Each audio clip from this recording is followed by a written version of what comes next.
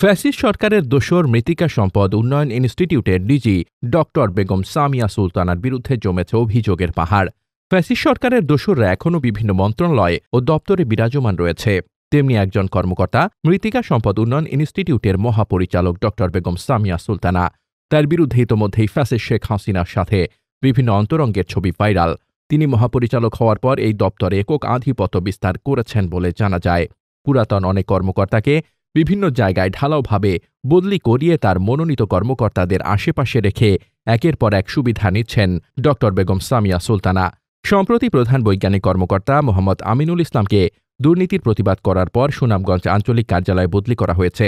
মোহাম্মদ আমিনুল ইসলাম প্রতিষ্ঠানটির মহাপরিচালকের বিরুদ্ধে অনিয়মিত শ্রমিক নিয়োগ, বিশেষ বিধানে এনক্যাডারমেন্ট এবং বিভিন্ন অনিয়মের প্রতিবাদ করে আসছিলেন। অভিযোগ রয়েছে, প্রতিষ্ঠানের অনিয়মিত শ্রমিক নিয়োগ প্রক্রিয়ায় নিয়মনীতি উপেক্ষা করে তার সংযুক্ত কর্মকর্তা মোহাম্মদ ফারুক হোসেনের নিজ ইউনিয়নের ৯ জনকে নিয়োগ, নির্দিষ্ট গোষ্ঠী এবং অফিসকে সুবিধা দেওয়া এবং টেন্ডার প্রক্রিয়ায় অনিয়ম। এছাড়া ডিজি সংযুক্ত কর্মকর্তা মোহাম্মদ ফারুক হোসেন, নুরুল হুদা আল মামুন ও জগলুল পাশা পুতুল ডিজির মাধ্যমে বিরাট অঙ্কের আর্থিক লেনদেনের মাধ্যমে কিছু সংখ্যক নন ক্যাডার কর্মকর্তাকে বিশেষ বিধানে এনক্যাডারমেন্ট করে দেওয়ার পাঁয়তারা করছেন।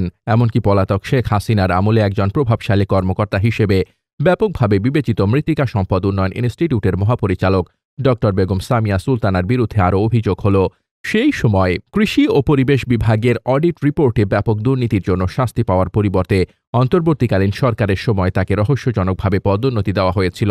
শেখ হাসিনা পালিয়ে গেলেও ফ্যাসিবাদী মিত্র হিসেবে পরিচিত তৎকালীন পরিচালক ডক্টর বেগম সামিয়া সুলতানা পালিয়ে যাননি, বরং অভিযুক্ত কর্মকর্তা নিজের দুর্নীতি ঢাকতে একটি মব তৈরি করে মোহাম্মদ জালাল উদ্দিনকে মহাপরিচালকের পদ থেকে অপসারণের নেতৃত্ব দিয়েছিলেন। মোহাম্মদ জালাল উদ্দিন অপসারণের পর ডক্টর বেগম সামিয়া সুলতানা মহাপরিচালকের নিয়মিত দায়িত্ব গ্রহণ করে দুর্নীতির উৎসব শুরু করেছিলেন। এখন তিনি নিজেই মৃত্তিকা সম্পদ উন্নয়ন ইনস্টিটিউটের মহাপরিচালক এবং পরিচালক। সম্প্রতি ৩৭ জন অনিয়মিত কর্মী নিয়োগে অনিয়মের অভিযোগ পাওয়া গেছে। মহাপরিচালকের সংযুক্ত কর্মকর্তা মোহাম্মদ ফারুক মিয়া ইসবপুর ইউনিয়ন থেকে ৯ জনকে নিয়োগ দিয়েছেন। কৃষি ও পরিবেশ নিরীক্ষা অধিদপ্তর কর্তৃক পরিচালিত মৃত্তিকা সম্পদ উন্নয়ন ইনস্টিটিউটের ২০২২-২০২৩ সালের নিরীক্ষা বছরের কমপ্লায়েন্স অডিট পরিদর্শন প্রতিবেদনে ব্যাপক দুর্নীতির কথা উঠে এসেছে। বেগম সামিয়া সুলতানা এই সময়ে পরিচালক হিসেবে এই দুর্নীতি করেছেন বলে যথেষ্ট প্রমাণ পাওয়া গেছে।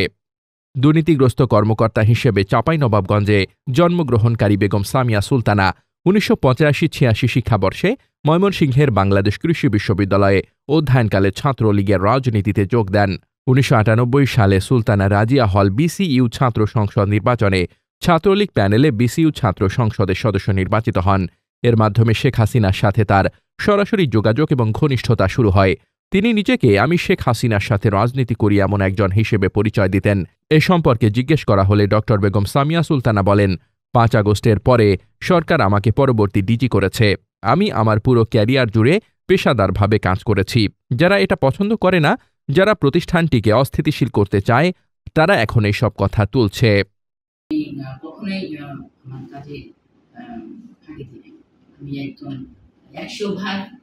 প্রফেশনালিজমের সাথে সরকারি কর্মকর্তা হিসাবে এবং একজন সায়েন্টিস্ট হিসেবে কাজ করছি, সততার সাথে, সুনামের সাথে।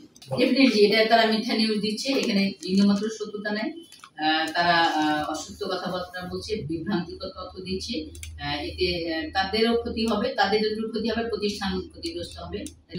কৃষকেরা যে না বুঝে যেমন তেমন ভাবে বেশি বেশি করে রাসায়নিক সার দিচ্ছে, কীটনাশক পেস্টিসাইড দিচ্ছে, পরিবেশের ক্ষতি হচ্ছে, মাটির ক্ষতি হচ্ছে, ফসলের ক্ষতি হচ্ছে, আমাদের খাদ্য যে নিরাপদ খাদ্যের দিক থেকে সমস্যা হচ্ছে। এটা বাংলাদেশ সরকার আমাকে এখানে দায়িত্ব দিয়েছেন। এটা আমার কোনো ব্যক্তিগত ইচ্ছায় আমাকে এখানে দেওয়া হয় নাই।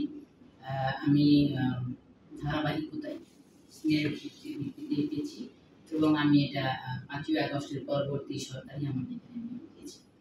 আমি সরকারের চাওয়া, মানে প্রত্যেকটা সরকারের একটা তো ইয়ে থাকে যে তারা কি কাজ করবে, তারা কি কাজ করবে, কিভাবে করবে সেটা, এবং আমাদের যে ম্যান্ডেট আছে সরকারি প্রতিষ্ঠানে সরকারি কর্মকর্তা কর্মচারীদের কিন্তু একটা নিয়মের মধ্যে পড়ে যে একটা নির্দিষ্ট সময় পর পর তারা বদলি হবে। আমাদের এই প্রতিষ্ঠানে শুধু ব্যতিক্রম যে একটা অফিসে কেউ কেউ 25 বছর 30 বছর পরে পর্যন্ত চাকরি করছি একই স্টেশনে, যেটা সরকারি কর্মচারী কর্মকর্তাদের ক্ষেত্রে হওয়া উচিত না। এখন 17 বছর বা 20 বছর যেভাবে অফিস চলেছে, মানে দেশ চলেছে, সে জায়গায় এটা একটু চেঞ্জ হওয়াই উচিত।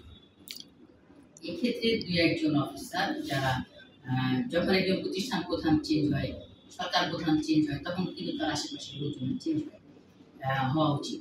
তো সেক্ষেত্রে কাজ করার জন্য আমাদের এখানে 4-5 জন অফিসার বদলি করা হ্যাঁ বছর খানিকের মধ্যে হয়েছে।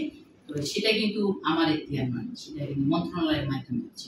মন্ত্রণালয় মনে করেছে যে আমরা হয়তো চেয়েছি, মন্ত্রণালয় যৌক্তিক মনে করেছে এবং মন্ত্রণালয়ের অর্ডারে হয়েছে। সবগুলো অর্ডার কিন্তু আমার মাধ্যমে হয় না, মানে আমার সে ক্ষমতা দেওয়া হয়নি মন্ত্রণালয়। এটা আমি জানি না, এটা আমি বলতে পারবো না তারা কেন করছে।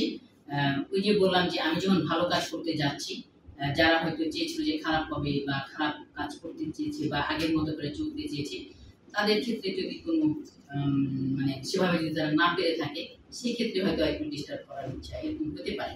বাট আপনি যেটা বলছেন যে বিপক্ষ পক্ষ, আমি এটা মনে করি না। আমি মনে করি যে আমি যে চেয়ারে আছি, সব অফিসারই আমার, সব কর্মচারী আমার, ভালো মন্দ মিলিয়ে আমি চলতে চাই, আমি এবং সেভাবে চলছি। আমার সামনে কিন্তু কেউ কখনো বিরোধিতা এটা করছি না বা করে নাই, বা আমি সেভাবে বুঝি না। কিন্তু সম্প্রতি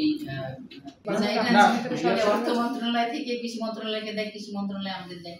আমাদের তো এটা সরকারি প্রক্রিয়ায় আছে যে বাজেট নিয়ে মিটিং হয়। মনে করেন আজকে এই বছরে, আগামী বছরে আমরা কি খরচ করবো সেটা এই বছরে ঠিক হবে।